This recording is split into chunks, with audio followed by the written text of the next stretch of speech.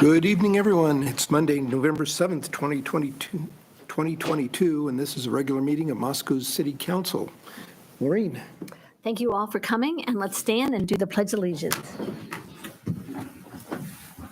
I pledge allegiance to the flag of the United States of America and to the republic for which it stands, one nation, under God, indivisible, with liberty and justice for all. Okay, first up tonight, we have a proclamation, and this one is for Veterans Day. Whereas November 11th is the anniversary of the armistice signed by the Allies and the Germans in 1918, which ended World War I after 4 years of conflict, and whereas President Woodrow Wilson issued the first Armistice Day proclamation in November of 1919 and set the tone for future observances by observing that, to us in America, the reflections of Armistice Day will be filled with solemn pride in the heroism of those who died in the country's service and with the gratitude for victory, both because of the thing from which it has freed us and because of the opportunity it has given America to show her sympathy with peace and justice in the councils of the nations.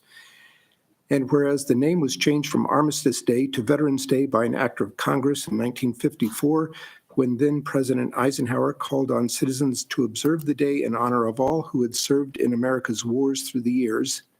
And whereas more than 115,000 veterans of our nation's military reside in Idaho, and almost 5,000 of them live in our area.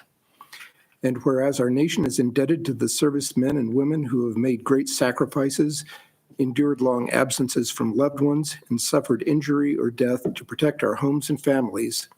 And whereas local organizations, businesses, and the University of Idaho have committed their time and involvement towards numerous tributes and celebrations in honor of our servicemen and women, and whereas Veterans Day is an opportunity to honor our nation's veterans for their patriotism, willingness to serve, and sacrifices, now therefore I, Arthur D. Betke, Mayor of the City of Moscow, do hereby proclaim November 11th as Veterans Day in the City of Moscow, and I urge all citizens to observe Veterans Day, to participate in events within the community to honor our local veterans, to reflect upon the sacrifices made by America's military personnel, and to preserve and promote enduring peace around the world. Dated this day.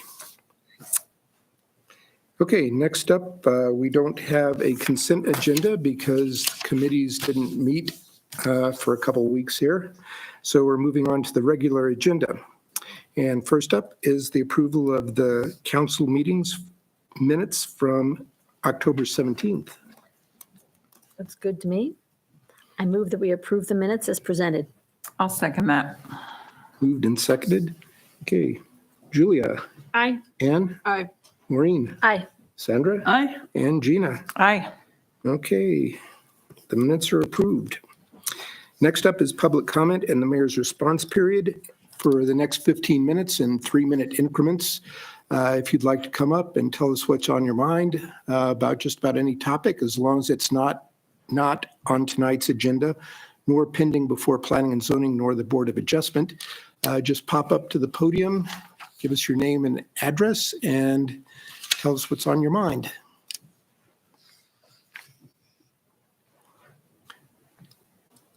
Looking like nobody's here for something that's not on tonight's agenda already.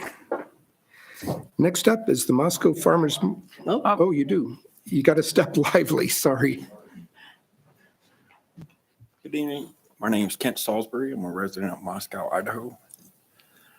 I have hopes to speak to the city council this evening about a public litter campaign to remind the city residents and university students to do their best to be eco-friendly and environmentally friendly and put their trash in the trash bin. It's important to be vigilant in our duty for the environment. And it will be an excellent outreach to remind people the importance of public cleanliness. Thank you. Thank you. Good observations. Appreciate that. Anyone else? Okay. Now we move on to the Moscow Farmers Market Halloween Costume Contest Award Presentation. Amanda Argona. She's keeping us in suspense. I just have to get on my tippy toes to Give see. me the step stool. Good evening, Mayor, Council, and City staff. I'm very excited. Although saddened that the farmers market is over, I'm very excited to present the trophies for this year's Halloween costume contest. Before we get started, this contest began in 2020 in a very grim year. And so we had our first socially distanced costume contest as a way to bring a little bit of liveliness to the market. It was a hit. We had 107 individuals participate with one dog allowed. And there were 70 entries for our 5 costume categories with approximately 6 winners. Last year, we had 101 individuals, 6 dogs, and we saw lots of group entries that year, so our entry numbers were actually down. They were only 35 entries, but a lot of those were multiple people. There were 3 costume categories with 9 winners. And so this year we had a total of 123 individuals and 1 dog comprise our 87 entries for 5 costume categories. So all in all, we have 8 individuals who have been selected for the trophies, and we have almost everyone here this evening. So we'll do this brief presentation. We'll go through who won each costume category, and then we will be asking those winners that made it here this evening for a photo op with their trophy, and that's when I will invite the mayor and the chair of the Farmers Market Commission, Jamie Hill, to partake in that photo. Okay. So our Sprout category was for ages 0 through 10. It was definitely the most popular and the most adorable photos, of course. Of course.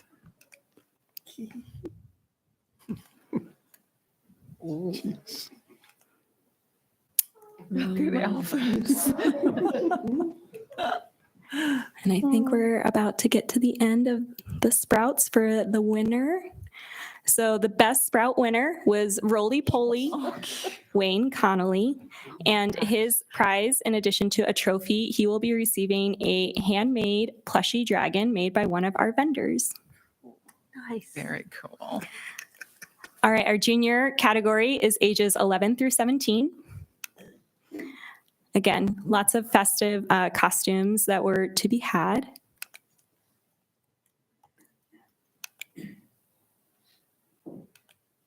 And the best winner was Scout Hayward, ballerina Fox Swan Lake. And she will be receiving a painted rock from Rocks of Life and then a sugar skull candle from the Moscow Food Co-op. She was very enthusiastic. All right, our adult costumes is for single individuals ages 18 and older. Mm.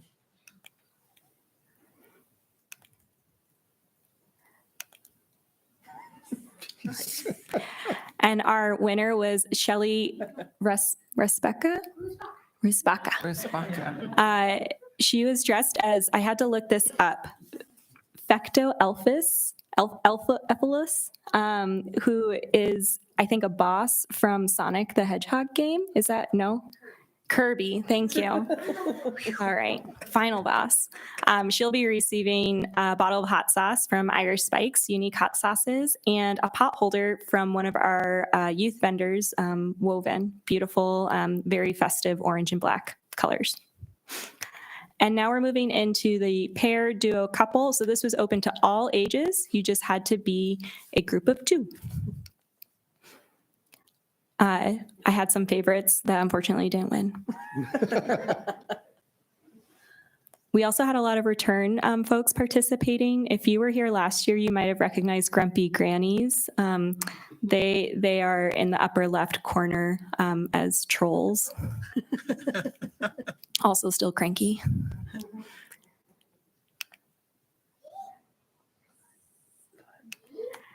Our best pair award is going to Jessica Endicott and Brandon Scott. They couldn't join us this evening, but they will be receiving a bottle of hot sauce from Irish Spikes, also a orange and black pot holder, and some herbal tea from one of our new vendors, Undertones, this year. And our final category is Best Group, again, open to all ages, so 3 or more individuals. So lots of families typically do this one. There's our single dog entry.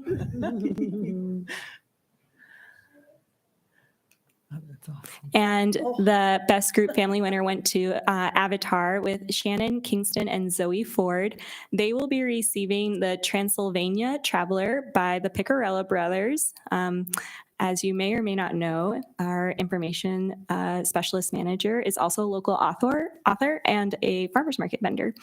They'll be receiving a bottle of hot sauce, a painted rock from Rocks of Life, and herbal tea from our new vendor, Undertones.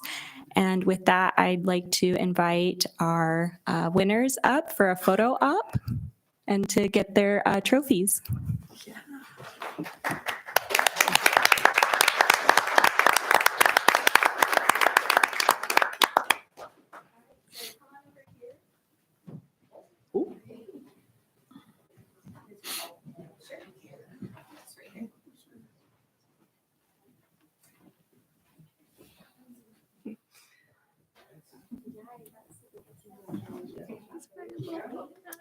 Those cute.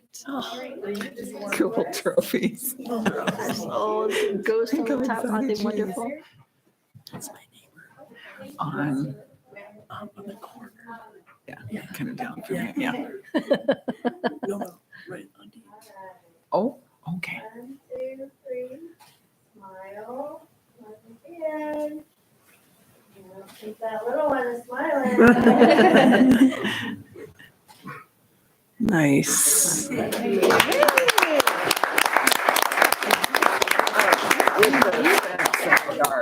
Yeah, the chickens. Oh, okay. The wood. That they won't sell. Will they sell? Yeah, but you have to buy it. We can't buy rounds. Oh, yeah. We're dying right Yeah. now from. That had to be hard trying to pick the winner out of all of that. Man. They were so good. So good.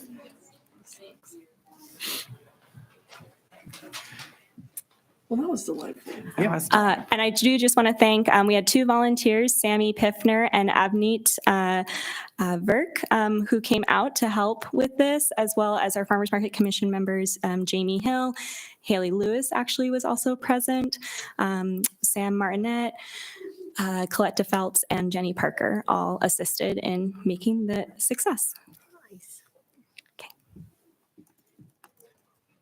Okay, Cool. on we go.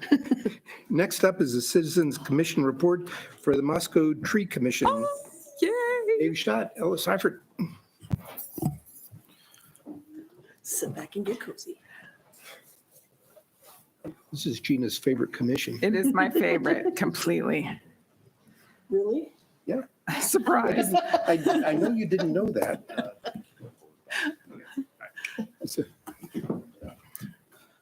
Mayor Betke, members of council, it's my pleasure to welcome back Ellis Eifert, the chair of the Moscow Trees Commission.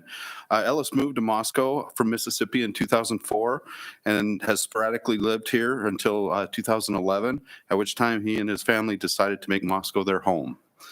He and his family, they have 4 kids, love Moscow and all the community has to offer. Ellis is a estate planning and business law attorney and owns his own practice, Eifert Law Firm. On the weekends, you can find him and his family somewhere in the woods, mountains, or on a river.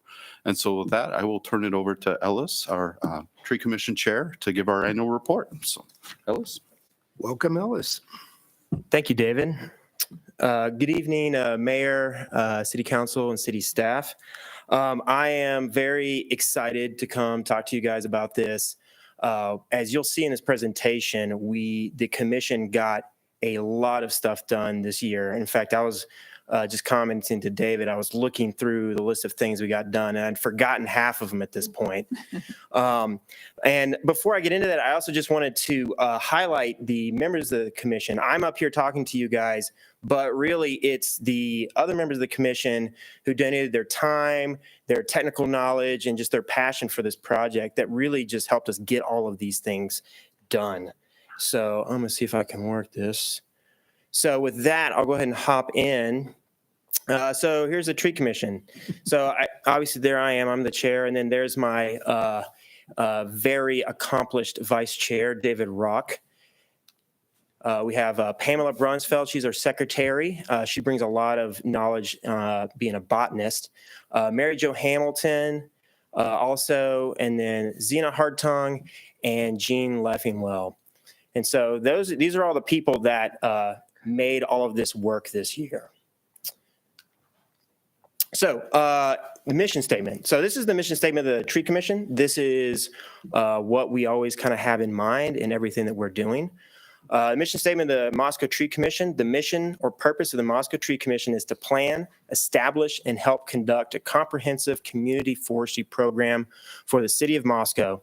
By ensuring safe, healthy trees, the community forestry program will enhance the quality of life for all that live, work, and visit in the city of Moscow. So there you go. That's our mission statement. And then these are the things that we do. This is the structures and duties of the commission.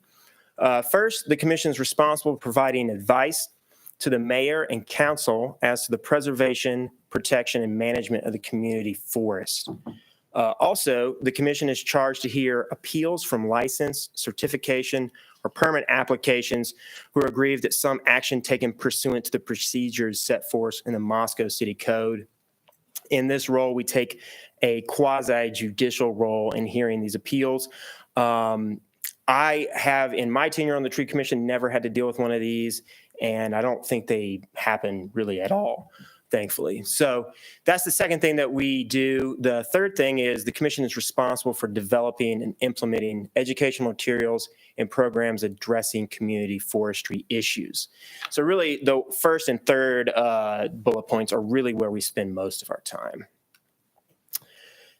Moscow's community forest.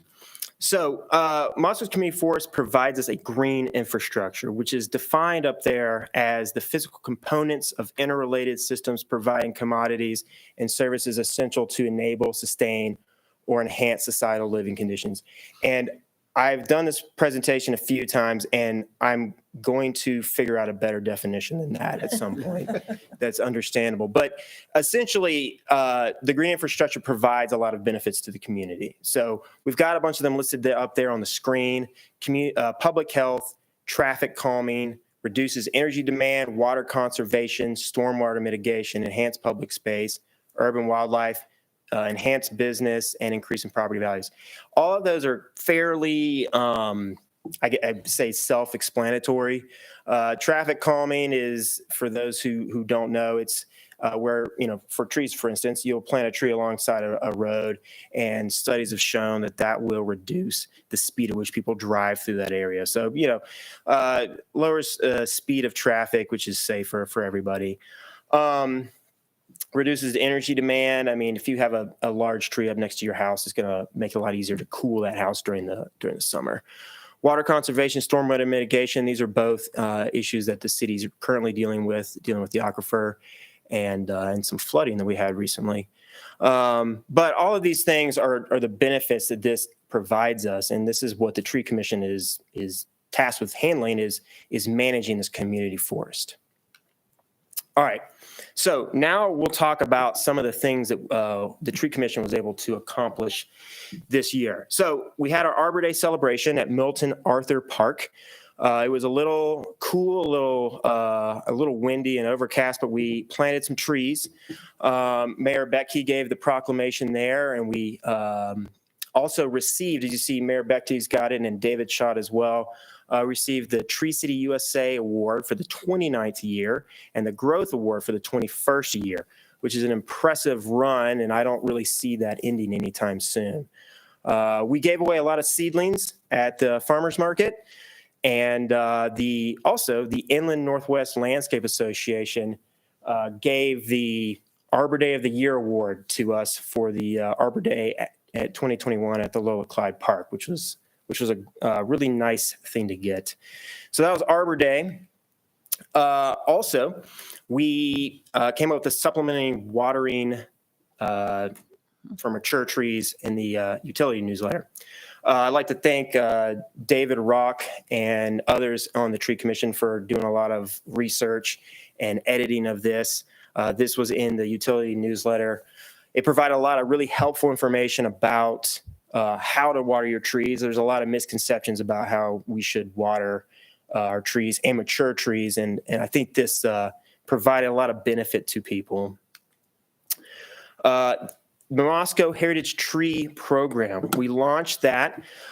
This is a really awesome program, and I want to shout out Pamela Brunsfeld and Mary Jo especially for their work on this program.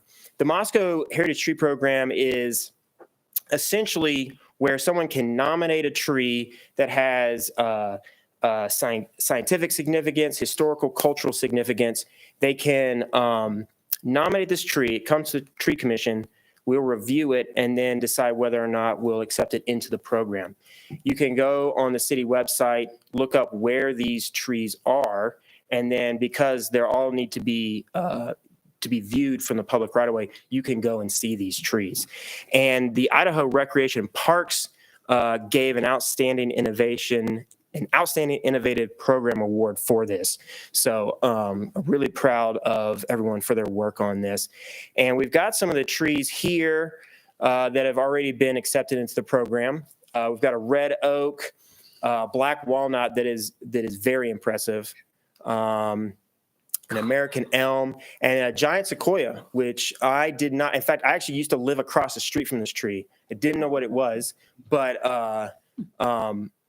this is. I think this one was my favorite. This is just unique. We actually were able to meet the owner of the property, and she told us about bringing it up from California in a bucket, and then it grew to this size in not very long. So anyway, so these are some of the trees. You can see all of these from the public right away. So like I said, you can go to the city website, look, see where they are, and then go take a look at these. So these are the heritage trees that we have. Also, we had 3 farmers markets where we ended up talking with people, giving out educational materials, things like that. We recommended approval of the Harvest Park Management Plan and created a subcommittee for Harvest Park. Recommended approval of the City of Moscow becoming a Bee City USA affiliate, and provided input on the downtown streetscape study. Cody Riddle came and gave a great presentation, so we got to see that and provide a little bit of input in there. So those are all the things that we did. Any questions, comments, anything like that?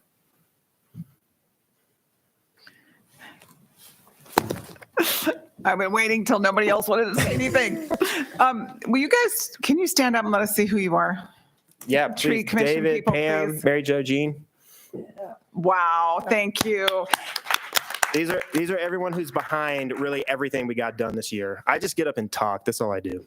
Well, you can tell though a little bit from the organization of the group, right? Ellis keeps us in line, and we're always on an agenda, and we got to go on. And between he and David, we stray a little bit. Well, But I have 4 kids, so yeah, it's get kind more of like practice. the tree commission. But I am just so incredibly enthusiastic and proud and happy to be part of this commission. You guys get so much done. And all while you're knitting and offhandedly telling us the Latin names for trees. And it is so cool. So is there a vacancy on the commission? There is a vacancy actually. So there's a spot for Yeah. those moved Yeah. to be part of this. apply for it, or if you know someone who you think would be a good fit, encourage them to apply for it. And you don't even really have to have anything but a passion for trees and the urban forest in Moscow. Really, you'll learn what you need to know from the rest of them. So anyway, I'm just in awe. Thank you Back so to much. tree. Please, David, come on Doc, up. rock the tree, Doc. Yes. Hi. Hello, I'm David Rock on the Tree Commission, and I just wanted to say also that there's a person behind the scenes, a staff person, that I guess the best way to put it is I wish we could clone this person. His name's David Schott. Yes. Wish we could Yes. clone him and give him out to a lot of other places in the city. Outstanding job, and I wanted you to recognize that we so appreciate his help with all these things. So there you go. Okay. Yeah, thanks, David. Yes. Yeah, absolutely. David, you've been a pleasure to work with and very instrumental in getting a lot of this stuff done too. So yeah. And those two elms that we saw next to the sequoia picture were actually both in the heritage tree, not just one of them, right? Yes, both of them are. So it's like a duo, Ah, fabulous duo of elms. Okay, I'm done for now. Yeah, I have a question. I'm sorry, can you say it again? I can't hear. I went to too many rock concerts. Yeah, the tree commission operates via the city council, but Parks and Rec and the arborist and tree crews are all involved with everything that goes on in the public rights of way trees Yeah. being dealt with. So, Yeah. thank you. Ann, Yeah, I was trying to confirm that I was looking at a heritage tree the other day because I thought it was one of the ones on the list. Does the full list live online? Because I've seen the guide and the nomination form, but I wasn't sure. Yeah, I believe it's online, though. David could probably speak to that a little bit better. Counselor Sabala, yeah, under Parks and Recreation, the Community Forestry tab, there's a heritage tree program, and it'll bring you to the program guide, or that QR code will bring you to the program guide. I've still got to get one of the 4 trees still in there. I'm just a little behind. So, but that'll be our current list. There should be a map, a description of the tree, and an address. I just wasn't scrolling down far enough. So there it is. Thank you. okay, thanks, guys. Much appreciated. Keep on with the good work. All right, thank you very much. Nicely done. Now for something somewhat less entertaining. Item number 5, which is consideration of a custodial services for certain city buildings. David, entertain us like you did last time. Please.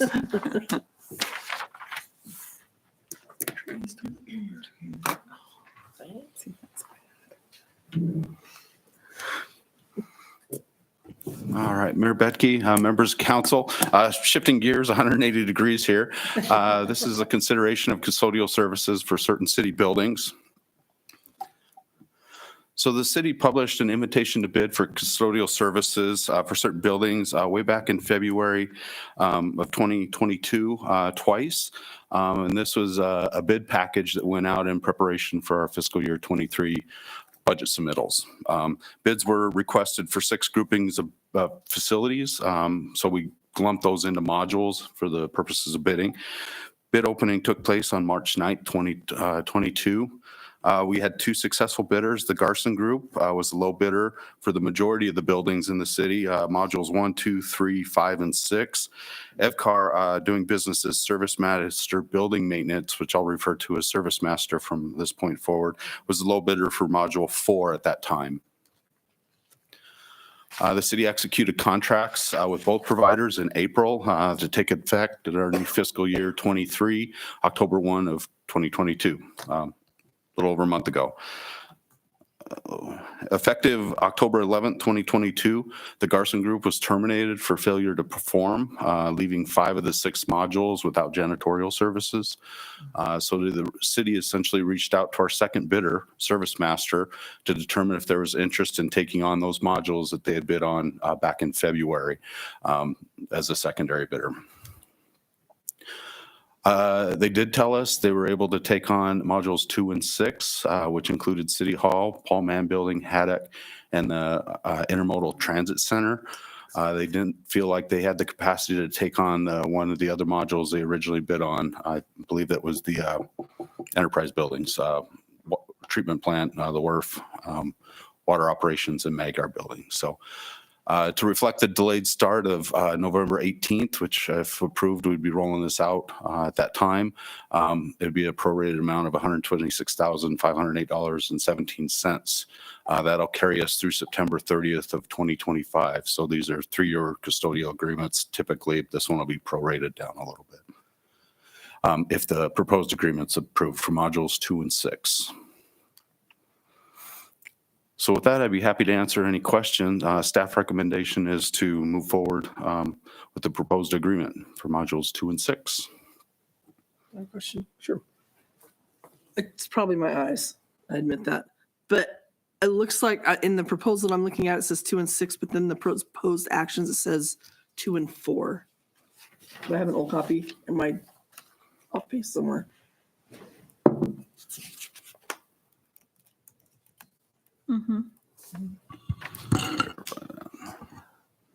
Carson Group. It's not your eyes. Counselor That's what it Kelly, says. you are correct. That should read Module 6. Service Master is currently doing Module 4. My apologies. No, I just want to make sure. Thanks. Yep. Not a big deal. Can you tell us what's happening with the one module that doesn't have any contract on it? So, yeah, in a nutshell, Counselor Laughlin,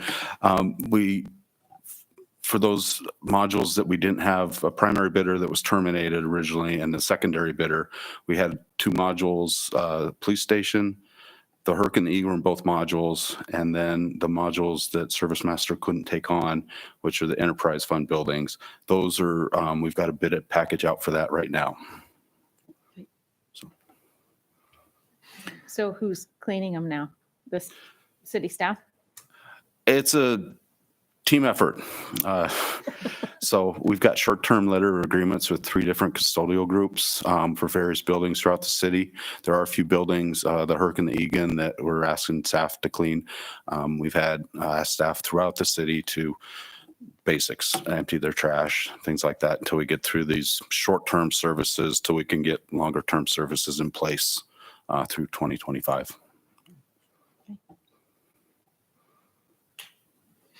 I've got a few. You have questions? Okay.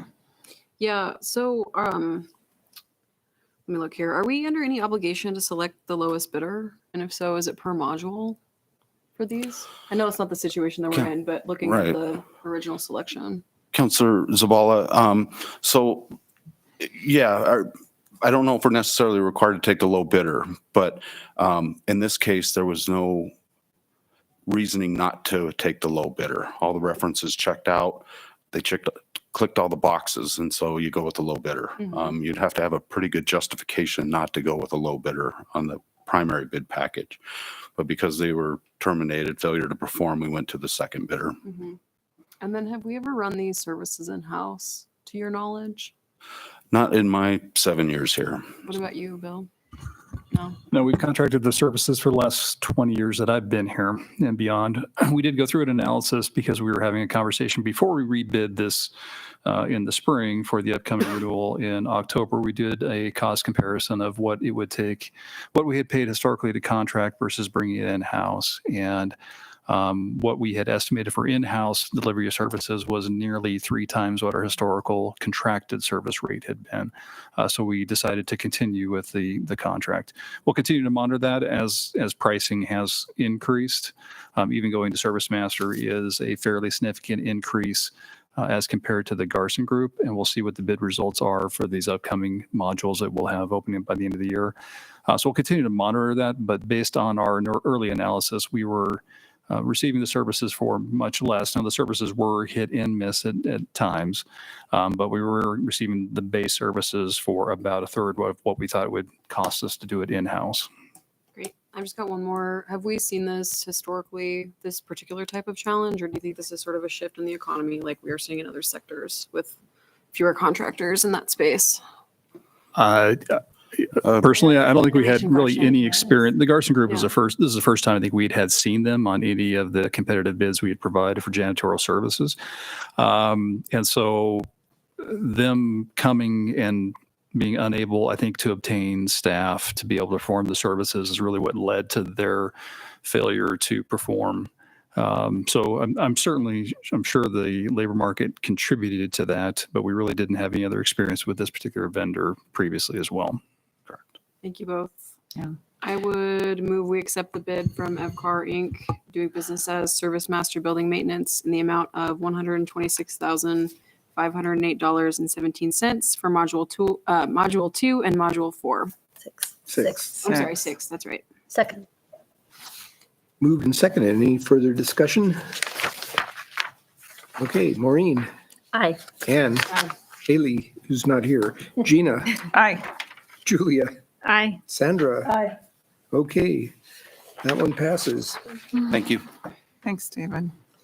Okay, next up is a public hearing on the Eddington Estates Annexation Comprehensive Plan Land Use Designation, Zoning Designation, Planned Unit Development, and Preliminary Plat. This is going to involve 5 separate actions at the end. So We're going to try and see the presentation cover everything and then go step by step through 5 different actions at the end. So the way this works is the public hearing opens, staff presents the relevant facts, the applicant follows up with their comments, and then we hear from the public for pro, con, and subsequently general comments. The applicant then has an opportunity for rebuttal, followed by discussion among city council, and then, the public hearing closes actually after the rebuttal, and then there's discussion and action is taken. So at this time, the public hearing is open.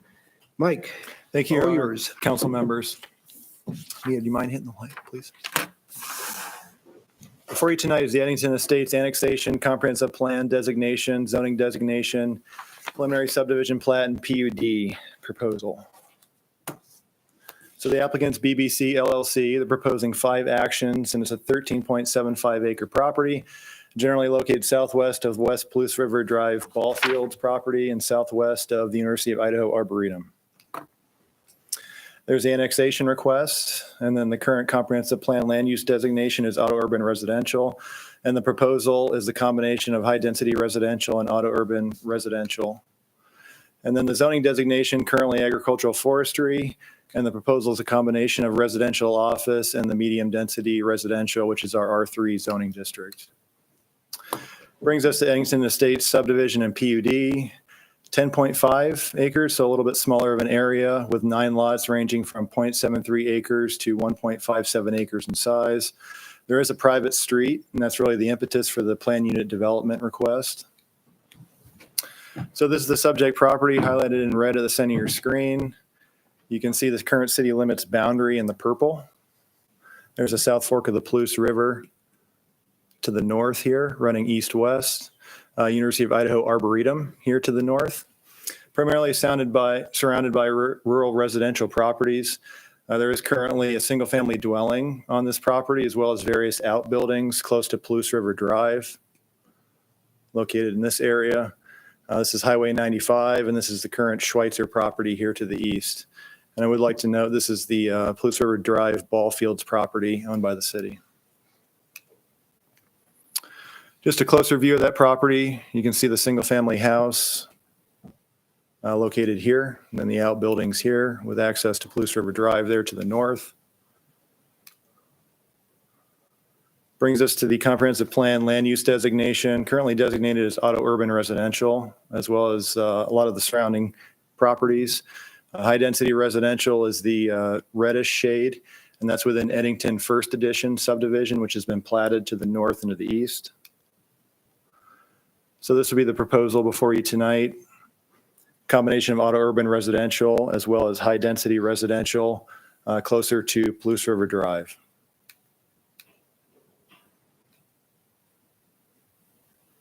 So according to the 2019 comp plan, high density residential areas are intended to allow the highest density residential development, typically between 15 and 26 units per acre. Those areas appropriate for that designation include those located adjacent to areas of higher activity where the range of uses. High-density residential areas should be located adjacent or in close proximity to designated arterial collector streets. And then those new areas should be located near mixed-use activity areas and corridors that accommodate multimodal transportation. And then it points us to the R3, R4, RO designations as being appropriate for the zones. Moving on to auto urban residential, primarily single-family detached homes, lots ranging from 7,000 to 11,000 square feet in size, typically more isolated, which rely more on automobile transportation. Those areas generally anticipated to be low to moderate density residential uses between 3 to 6 units per acre, which could include a mix of detached single-family, twin-home, townhouse residential dwellings. And then it points to the R1, R2, or R3 zones as being the most appropriate for that designation. So bring us to the zoning configuration of the area. Property is currently within the Ag Forest Zone within Latah County, as well as the surrounding properties within the county to the west and to the south. Eddington Estates, or Eddington First Edition, is within the R3 zone, as well as the residential office. The park property is Farm Ranch. And then to the north, the Arboretum is the University Zone. So this would be the proposal: residential office in R3, residential office on the northern portion of the property. So the RO zone, moderately intensive zone, including both office and high-density housing, really serving as a transitional zone between zoning, residential districts and commercial or industrial zoning districts, appropriately applied in the following circumstances: on the perimeter of commercial or industrial districts where they abut residential land uses, where transportation network use is greater than desirable for lower density residential uses, where landforms create sites which are reasonably accessible by transportation systems and which are buffered from nearby residential areas, and where the development patterns in a neighborhood will allow development of moderate intensity to occur without producing adverse visual impact or harm to the transportation network. So really just a wide variety of uses permitted in residential office, similar to the R4 zone, only there's no cap on professional office like there is in R4. So single family through multifamily dwellings, includes twin homes, townhouses, does have some professional offices, restaurants up to 1,500 square feet in size, some group and childcare facilities, community neighborhood centers, and other institutional uses. The R3 zone provides for an increase over the density allowed in the R2, permits different housing types, appropriate where activities levels are moderate. Terrain permits construction of somewhat larger structures where public systems and neighborhood facilities can accommodate a greater intensity of land uses guided by the comp plan. And then R3 includes single family, two family, twin homes, townhouses, does have some urban agriculture with market and community gardens, group and small childcare facilities, and public parks and rec facilities. So it brings us to the preliminary plat for Eddington Estates. 10.5 acres, 9 lots ranging from 0.73 acres to 1.57 acres in size. Of course, it meets the minimum lot size for the R3 zone, which is being proposed. That's 6,000 square feet and minimum lot width of 60 feet. There is a private street included with a hammerhead turnaround at the very southern end. Brings us to the PUD. So there's 9 single-family dwellings. 1 dwelling already exists, like I pointed out previously. There's 3 example building plans that the applicant has submitted as part of the proposal, and those range between 2,100 to 3,800 square feet in size for the floor area. And the setback requirements, large lots, so they meet all of these requirements, but R3 would be 15 feet, 5-foot minimum, and a 20-foot rear yard setback. PUD base density for the R3 is 9.5 dwelling units per acre. This proposal is 0.92 dwelling units per acre, so well within the base density. So therefore, no density bonuses are required as part of the PUD. This brings us to the preliminary plat for Eddington Estates. So you can see the 9 lots surrounding the private street configuration. Hammerhead here at the southern end. This is a stormwater detention pond. It essentially comes in at the western edge of Augustine and Eddington Avenue. So you can see this is Eddington First Edition, which has previously been platted. This gives you an idea of the utility connections. So there's sanitary, sewer, water, which would extend down the private street, as well as storm sewer. Water is stubbed to the western property here in order to provide future connectivity to that property. It gives you an idea of the grading of the property. So every one of those contour lines represents 1 foot of elevation change. So a little bit of a challenge. That's really the reason for the private street is pretty challenging topography. And in order to cut a private street there and maintain the 10% grade for the road is a bit challenging. That brings us to the plan unit development. You can see the existing location of the current single-family dwelling here. The applicant submitted 3 example floor plans, and those are dispersed throughout the PUD. So this would be the first example, single story with a daylight basement, about 3,800 square feet of living space, 5-bedroom, 4-bath with an office on the main level. Another example, single story with a daylight basement, 2,100 square feet living space on primarily floors, potential extra finished space in the basement, 4-bedroom, 3-bath with office guest room on the ground floor. And then a 2-story option.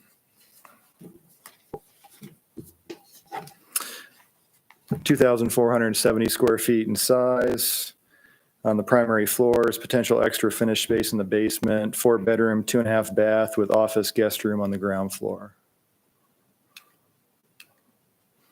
So looking at the street network in the area, our private street standard is a 20-foot wide paved roadway with curbing on both sides, 5-foot sidewalk on one side, and no on-street parking. The applicant has met this standard and exceeded it. They're proposing a 26-foot wide paved roadway as part of this request. And then the connection to Augustine Avenue. Augustine is a collector street, which connects to Palouse River Drive, which is a minor arterial. Looking at utilities for water service, connecting existing mains being installed at the intersection of Augustine and Eddington. 2012 comp plan for water system indicates the existing system has adequate potable and fire flows. Sanitary sewer connecting to the main being installed in Eddington Avenue. And the 2011 comp sewer system plan indicates the existing system's adequate to serve the additional flow. And the storm sewer will be piped and directed to the detention pond at the northern section of the property near the intersection of Augustine Avenue and Eddington Avenue. Parkland dedication, 9.79 acres of net developable area is part of the proposal. Within the R3 zone requires 7% to be dedicated for parkland purposes. So that equates to 0.69 acres for the dedication requirement. The applicant has submitted a letter proposing to defer the parkland at a later phase. This is reviewed by the Parks and Rec Commission, and they recommended approval of deferring the parkland dedication during their July 28th, 2022 regular meeting. P&Z did conduct a public hearing on all these proposals, and that occurred on August 10th, 2022, and they recommended approval of all of them with no conditions. Transportation Commission ended up reviewing the proposed preliminary plat and plan unit development at their meeting September 8th of this year, and they recommended approval with the condition that the applicant provide a pedestrian connection from the southern end of the private street to the adjacent property to the south. So they indicated it could be along common property lines, maybe along these common property lines here or here was the direction they'd given as far as the recommended condition. This property would remain in the county for the time being. Eddington First Edition ends up over here to the east and then looping around to the south, but this property is under different ownership there to the south. The staff's recommendation to the council tonight is to conduct a public hearing upon the annexation, comp plan designation, zoning designation, PUD, and preliminary plat, and upon consideration of any testimony presented, approve the annexation ordinance under suspension of the rules, requiring 3 complete and separate readings, and that it be read by title and published by summary. If the annexation ordinance approved, approve the proposed comp plan land use designation resolution and adopt P&Z's reason statement. The annexation ordinance is approved and the comp plan land use designation resolution is approved. Approve the proposed zoning ordinance under suspension of the rules and adopt P&Z's reason statement of relevant criteria. All those aforementioned actions are approved. Approve the PUD for Eddington Estates with no conditions and adopt P&Z's reason statement of relevant criteria. Then if all those actions are approved, approve the preliminary plat for Eddington Estates Edition with the condition that the applicant shall provide a pedestrian connection from the southern end of the private street to the adjacent property to the south and adopt P&Z's reason statement of relevant criteria. And I'd certainly try to answer any questions you have. Questions, councilors? Okay, would the applicant like to provide anything else? Yeah. A lot there. It's a long day. My name is Scott Sumner, 106 South Hayes, Moscow. Speaking on behalf of the applicant. Mainly here to answer any questions that you guys have. Part of this project and other Eddington projects was really to bring housing to Moscow. This is a different product, which is different buyers, different people, different home construction people that would be constructing these, because a lot of the construction companies and people that would build row houses or smaller single family homes wouldn't build some of these homes. So a lot of this project is working with the size of the property, the existing home, and then trying to find something that also fits that would also be a benefit to the community and the area as well. We think the RO around the entrance of Augustine, where it's kind of more of a passing through area where commercial or some retail office would match with the other side, and it would kind of blend into around the surrounding development. So if you have any questions, I'm more than happy to answer them. I have just a question. It's basically on the whole Eddington complex. So one of our big issues that we talked a lot about when it first came up is the need for fair and affordable housing. And so I'm curious on what status that's holding on the rest of it, because obviously 10 acres and 9 houses don't fit that category. Yes. I mean, which is why you explained it. And so you said, and you talked about the blend. So I'm now just curious on, can you talk about what kind of efforts are being done with respect to fair and affordable housing on the previously approved areas? I will have to have maybe Rich talk on that one, as I'm not as much on that side of it, but as it's gone through design, and I know there's efforts on that. On properties such as this, it's such a challenging slope. I totally get that. Okay. And you explained that this is different, and I understand Okay. the topography that makes it really a different piece of property there. But it's when we're looking at the whole, and I was just looking for. Well, actually, we're not looking at the whole. We're just looking at what's being proposed right here. And we need to keep it within that scope and not branch off into other developments nearby. I have a question, Mayor. Sure. So I read the packet and I was reading the notes from the public meeting that you had. And in there, I think that you said there would be street parking, but when Mike presented, he said there will not be. Do you know if there will or will not be public parking on the street? The road is wide enough to allow for it. The 26 feet width was also to allow fire truck access and passing through there. We don't anticipate much on street parking, if any, just because of the size of the lots, and there's not, with the driveways and everything that will be needed for these houses, I don't think we would anticipate it. But I would have to look into see if there's space for it, but I don't know if we would limit it or just limit it to one side. And what is the benefit of having a private street instead of a public street? A lot of that has to do with right of way and road widths that we would be allowed to have on this site where we're basically going up the side of a hill to be able to flatten it and to provide right of way with sidewalk on both sides, landscape strips on both sides. And it adds a lot of width to it, which if you look at those contours, even catching with the width of the road that we have now, if you widen that 10 feet with those slopes at 4 to 25%, we can only catch them at 50%. So as you keep getting wider, it just keeps getting farther and farther away to the point where we're building a road with just slopes on it and we never have a place for homes. So a lot of it is trying to just reduce that road width down as much as we can to allow cars to still get in there, but still provide a space for the homes and to be able to access them, one, to get driveways up into homes and for sites that people could have. And who's responsible for a private road?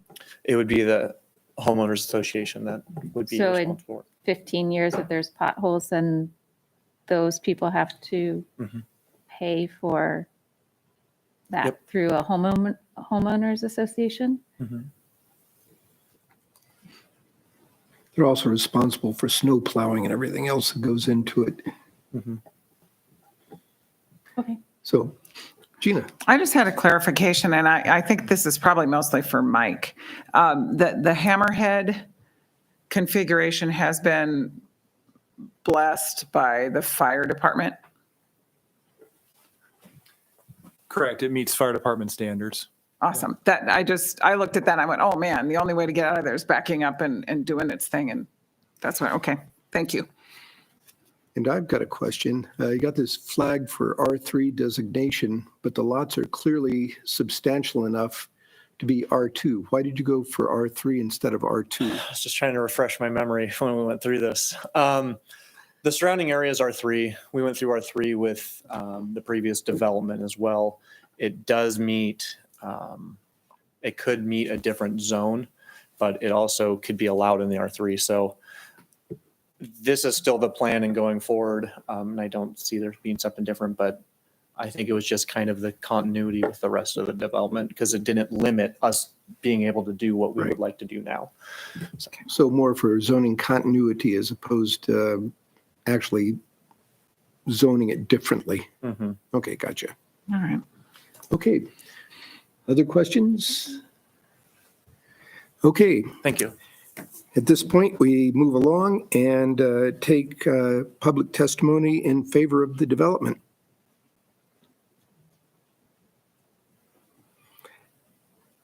Public testimony in opposition.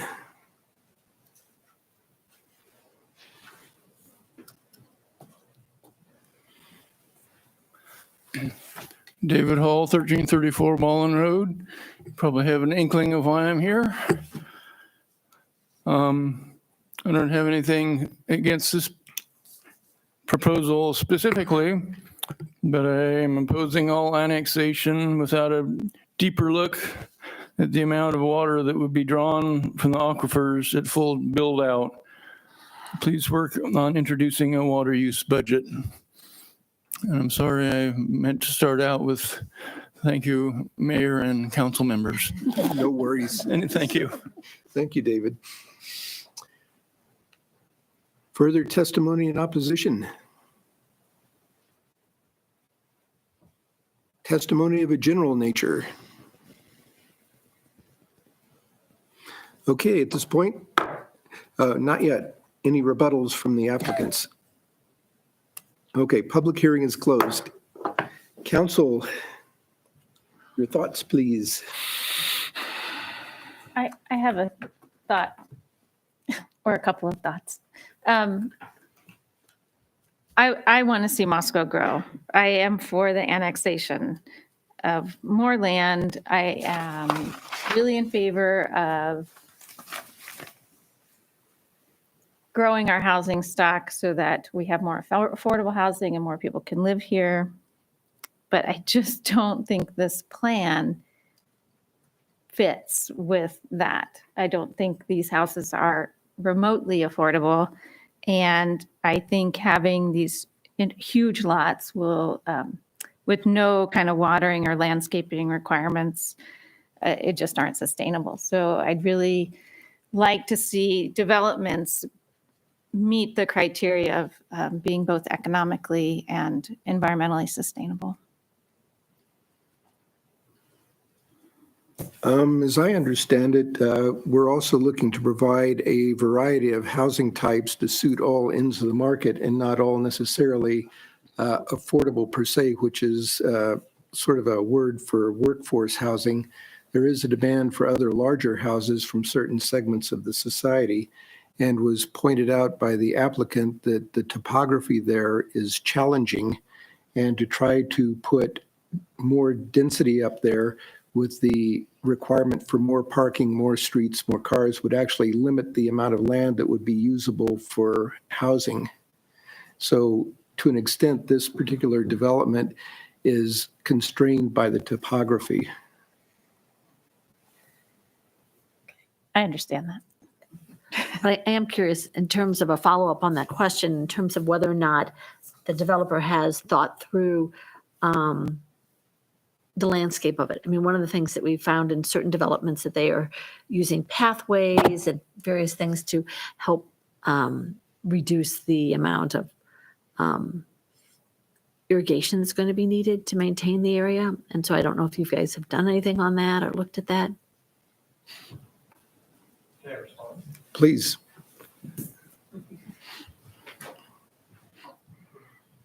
I can't speak for Rich, but for most of developments, they can do things in the homeowners association that can limit those, but a lot of the time it comes up to homeowners and working within whatever the city's requirements are for landscaping. But there are things that could be done, but to that extent, we have not gotten to past some of those elements.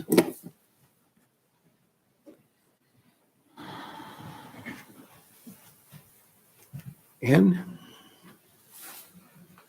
Gina? I agree, and I hear you, and I agree as well. I think that this is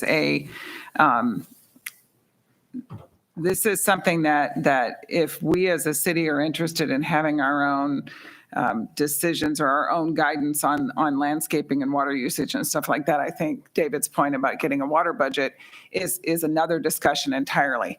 This situation with the challenging topography and the the Hammerhead Street, which probably wasn't the first thing you chose, honestly.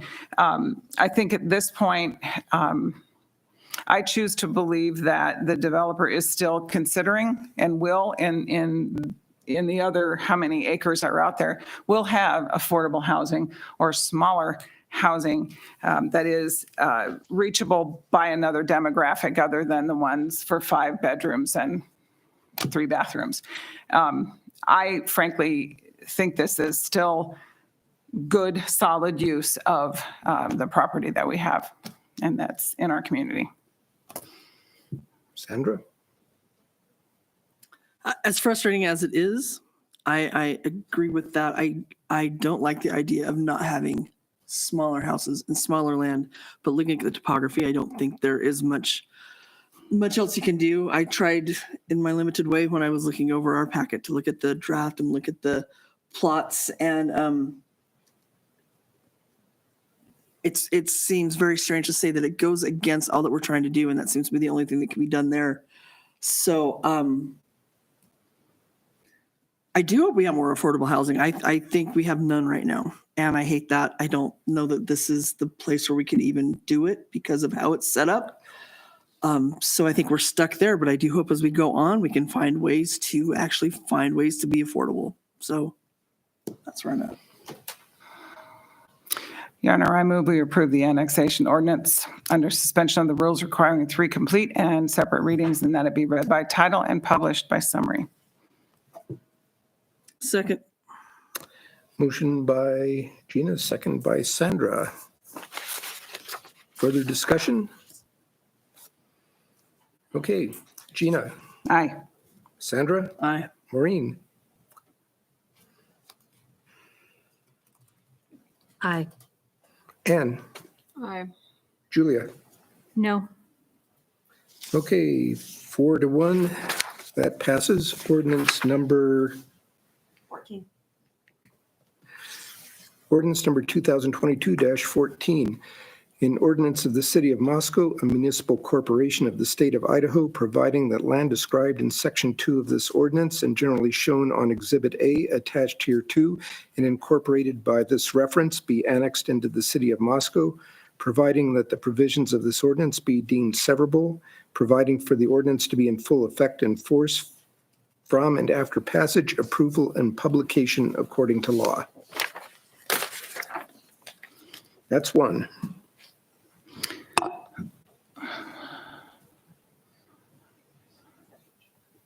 On to comprehensive plan land use designation resolution. So this is not the part where we change it from that's the next one, the zoning? That's zoning. Okay. Yeah.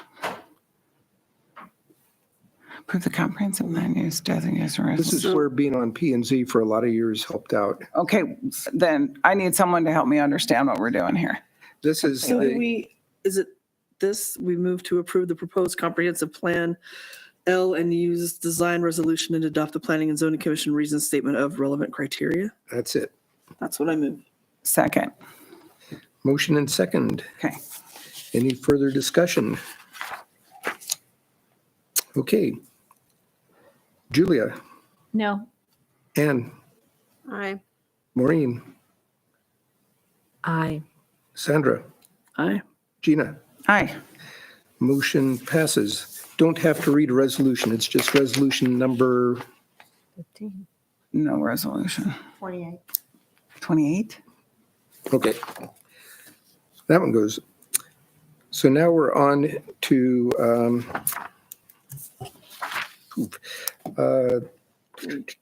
zoning ordinance. Okay, sir, I move that we approve the proposed zoning ordinance under suspension of the rules requiring 3 complete and separate readings that'll be read by title and published by summary, and adopt the Planning and Zoning Commission reason statement of relevant criteria. Second.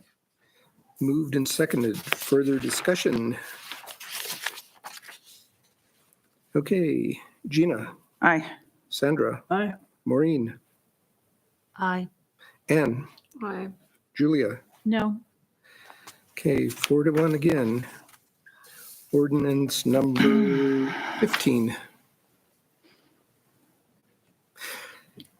An ordinance of the City of Moscow, Idaho, a municipal corporation of the state of Idaho, providing for the rezoning of an approximately 3.25 acre property described in Section 2, property number 1, from agriculture forest to residential office, providing for the rezoning of approximately 10.50 acre property described in Section 2, property number 2, from ag forestry to medium density residential, R3, providing that the provisions of this ordinance be deemed severable, providing for this ordinance to be in full force and effect from and after its passage, approval, and publication according to law.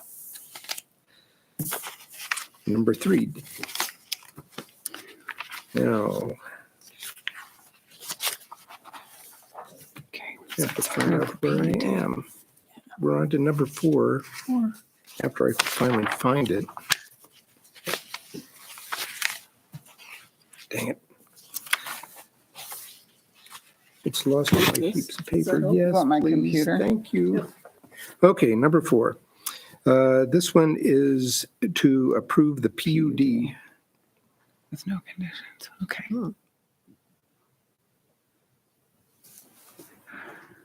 And this, I think, is, yeah. So this is just approval of the planned unit development, according to this, with no conditions.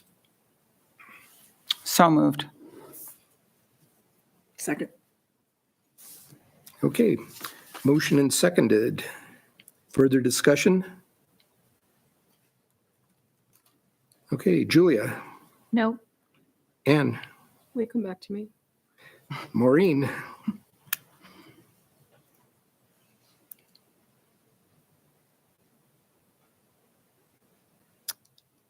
Yes. Sandra, Aye. Gina, Aye. Ann, Aye. and that one passes to 4-1. Okay. Oh, and that motion also includes the approval of the PUD and a reasoned statement of relevant criteria to be developed by staff. Do we need to revote and remove that? Planning and zonings was attached to your packet, so Right, you could right. approve that. Okay, adopt great. that. So do we need to move it or can I amend it? I'll go ahead and move it since you've already taken the vote. Okay. I move that we adopt the Planning and Zoning Commission's reasoned statement of relevant criteria. Second. Okay, moved and seconded. Gina, Aye. Sandra, Aye. Maureen, Aye. Ann, Aye. and Julia.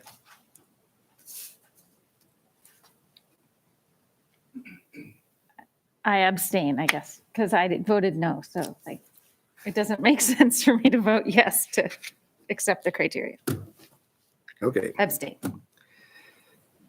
Okay, now we're moving on to the last bit that contains the one condition. Here's my So- notes. Sorry. Oh.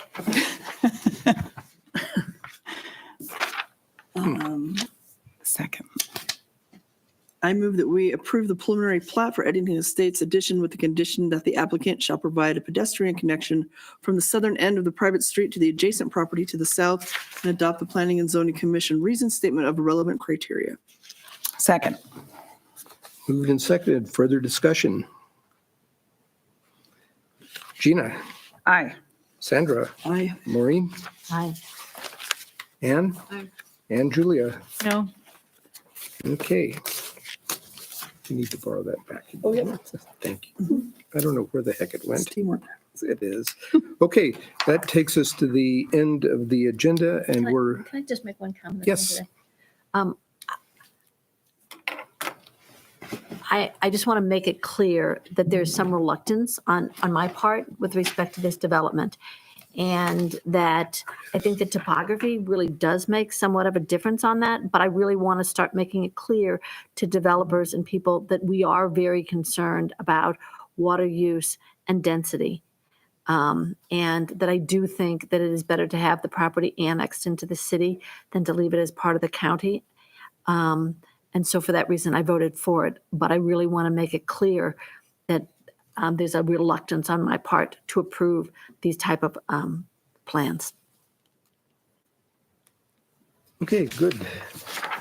On to reports. We didn't get to them last time due to the length of the meeting. So we're taking ourselves back to early October on this one. I need my notes back though, because they're on the back of there. Oh, good. There you go. There you go. Yep, thanks.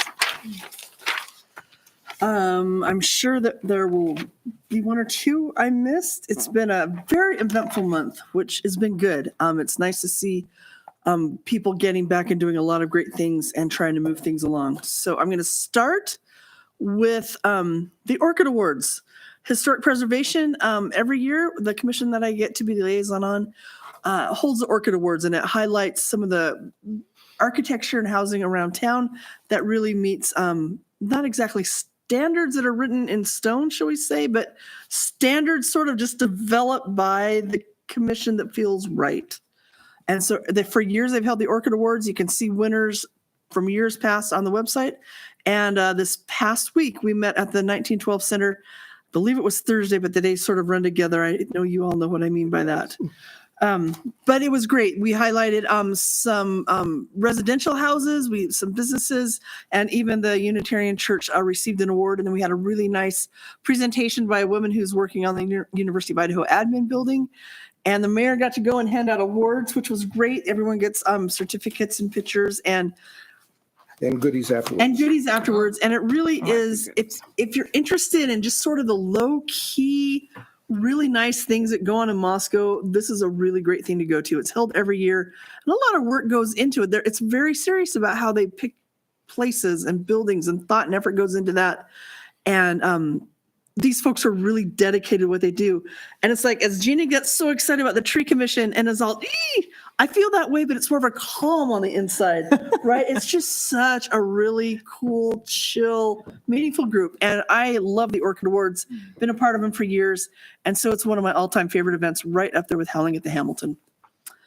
And the other great event that we had, which served a wonderful dual purpose for me, was our Town and Gown event, where we played host to ASUI students.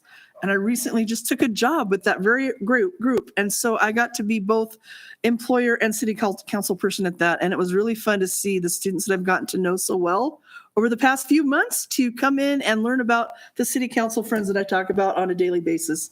And it was really great to have so many officials here meeting with students. I really thought they had some great ideas, and they were really excited to talk to officials. It was just fun to hear how excited they were, and they would say, "Is this appropriate to ask?" Like, I don't know, try it, and they did. So I love Town and Gown. It's a nice thing we do. The food was great, and so I appreciate that, because I also had the Orchid Awards that night. I'm like, I'm never going to get to eat, which probably isn't a problem, but I still wanted to eat.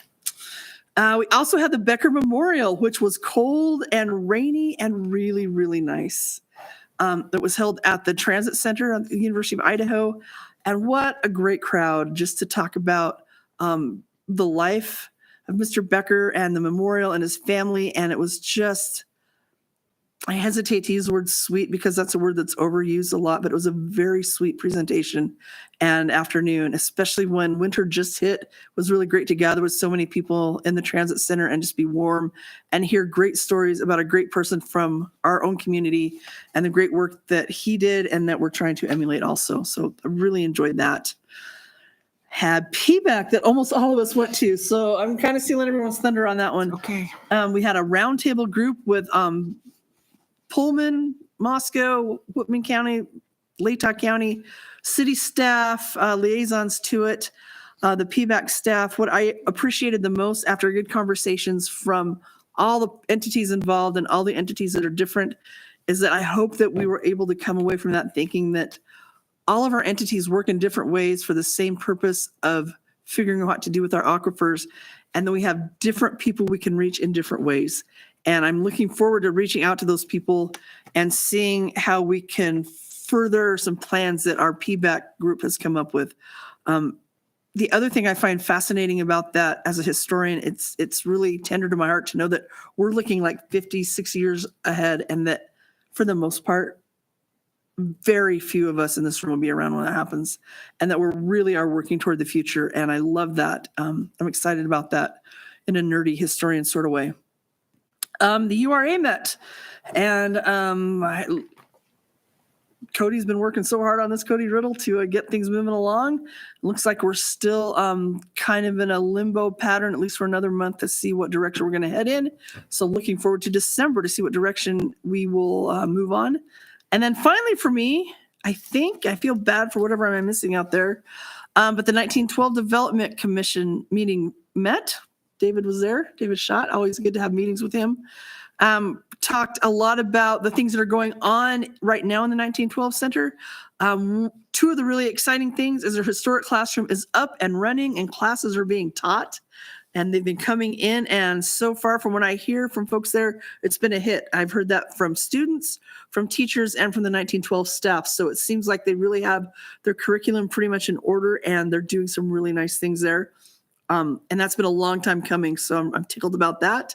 And I know I plugged their little library reading room, but if you're just wanting a chance to hang out somewhere for a little bit, that's actually a free room. You can just go sit in one of the cozy chairs, pick out a book, read it, leave a donation if you want to go home with that book, and just enjoy it. But great things are being done there. And again, they're getting ready to move up to the third floor. I know they're looking at people already to level out that third floor because it slopes. Need to make that level so we can have another type of great room. And then I'm really excited when they're able to do that, because then we can start giving tours back again on that third floor. I've really missed not being able to have tours up there. So I apologize for what I may have missed. I know there's something, but that's all I have tonight. Maureen. Okay, you're right. You covered a lot of those things. Let me just cover a couple of them. The big one for me in the town and gown was trying to come up with ideas, and I'm hoping some of these come through. And that was the two of them that I liked the most was one, farmer's market, and the idea of potentially having smart transit or the little Vandal bus going to the dorms, picking up students, bringing them down on their first Saturday the farmer's market is open, and getting Amanda and her staff to give tours and to kind of welcome them, because everybody who started college that doesn't have somebody else and their buddy with them is probably sitting there alone, and they're all on a bus and they're going to be part of this little tour. And I thought that would be a really fun thing. And this one's for David Schott. And that is the idea of getting people who are bikers, some members of council here are bikers, and donating time to do tours, and so they could actually see our pathway system. And so they seemed pretty excited about that idea of like learning where they are and visiting the parks and visiting all our great areas. So those are my two ideas that I really hope to come to fruition as a result of that. I will say there was a Moscow Art Commission meeting, and we did a party because for the 44th anniversary, the Moscow Art Commission started in 1978, which I thought was an amazing event to think back that far. I will also, let's see, Artwork has started, the other one from there. The other one I'd say is that I attended the Soups on 20, which was a fundraiser for the Recovery Center, and that was incredibly well attended. And one of the things I liked about it best was the idea that restaurants throughout the city all donated soup and rolls and such to provide that for the event. And there were people, just such an array of people there. I really thought it was a great event and shows the best of Moscow.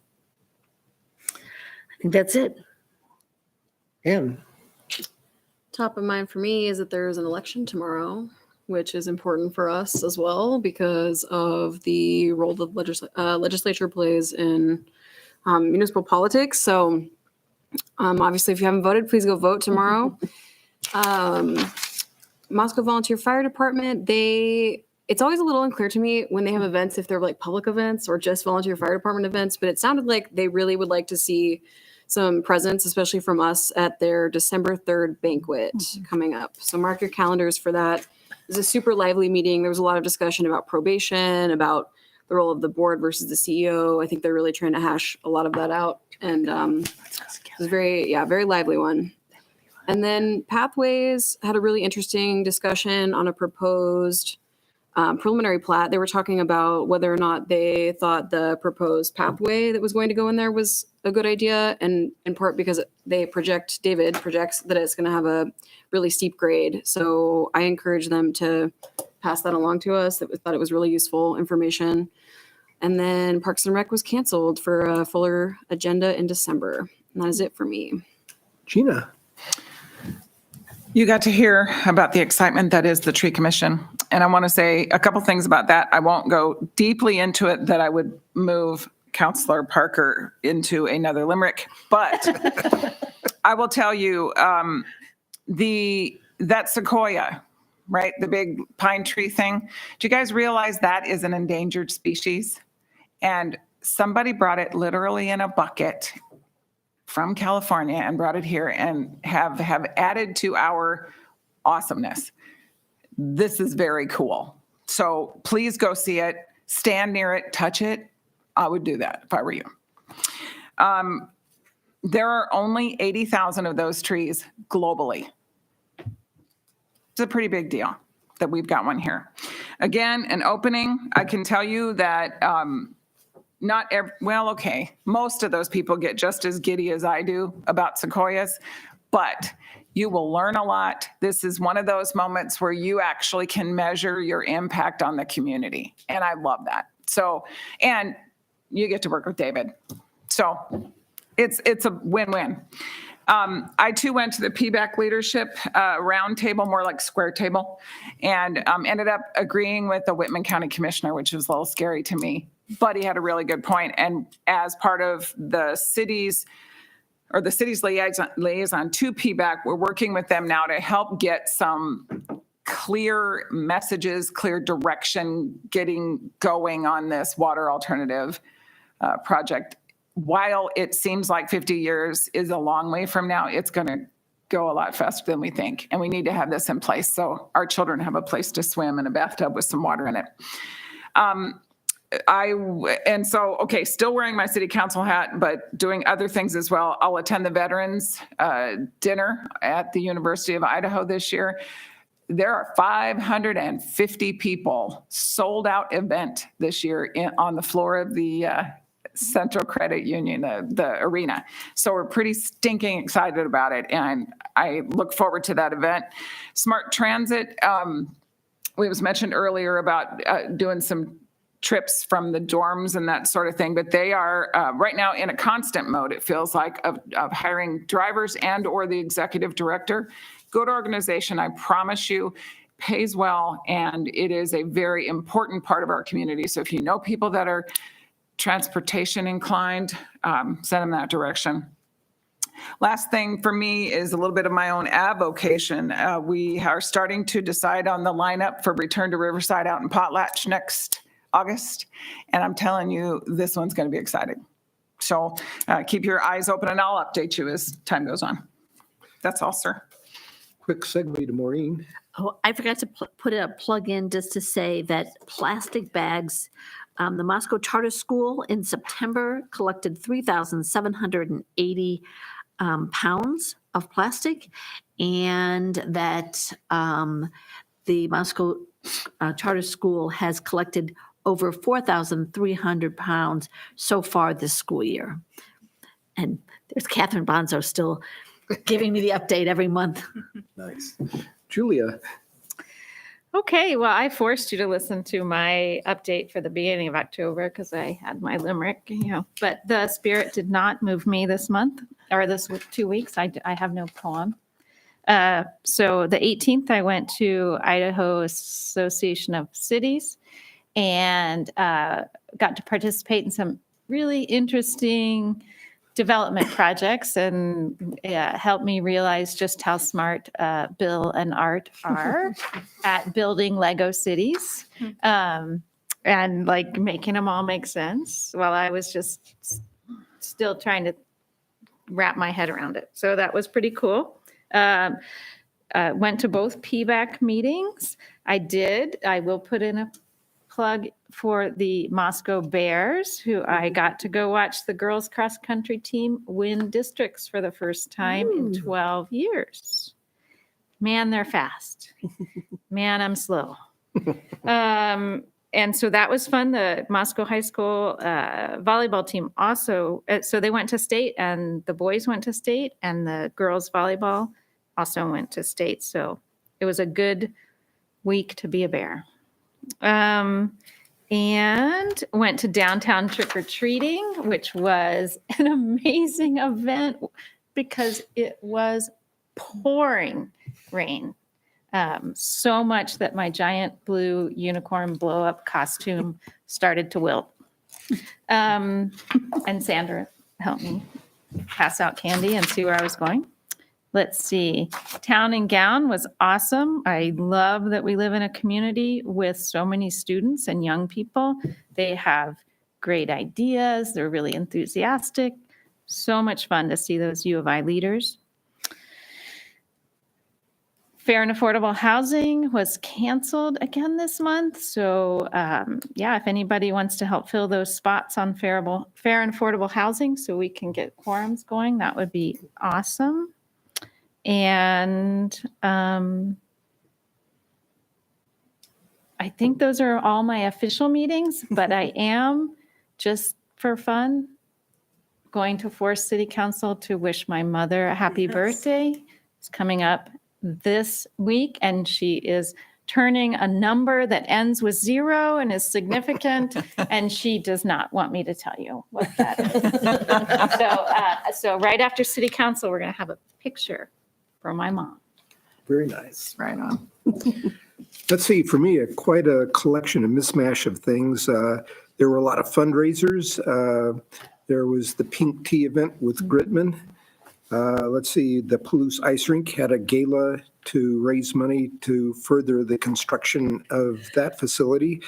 And that place is a huge piece of ice, 185 feet by 85 feet. And some of the older hockey players were wondering if they just wanted to stay on their side of the blue line and call it good at that. Let's see, did a bit of education stuff, taught a class at Moscow High School for leadership. Also read a book on civic involvement to the third graders up at Russell School, which was fun. And the questions those kids come up with. Met with students at the university, the ASUI people, the graduate students, and the international studies folks. Had a nice meeting with them. Had some political stuff going on, met with Senator Crapo and managed to steal a little time to discuss some issues of local note with him. And also met with the Association of Idaho Cities Legislative Board in preparation for this year's Heaven Help Us legislative session going on.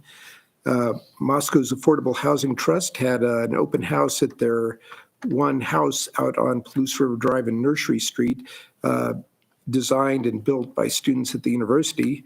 Not real big, but nice. And if you're in the right income bracket, you can get that one for $127,000. So subject to checking off the boxes. Also went to the Water Summit and the PBAC discussion we had the other day. And be thankful because Gina hit most of the other ones that I was there with her at. So staff, what have we got? Nothing else from staff this evening. Nothing for staff. This brings us to the last one, which is we need a motion to adjourn to executive session per Idaho Code 74-206, 1B and F the meeting will not reconvene afterwards. Is So moved. Second, Second. third, fourth. Gina? Aye. Aye. Aye. Ann? Aye. Julia? Aye. Okay, meeting is concluded, and we move on to executive session.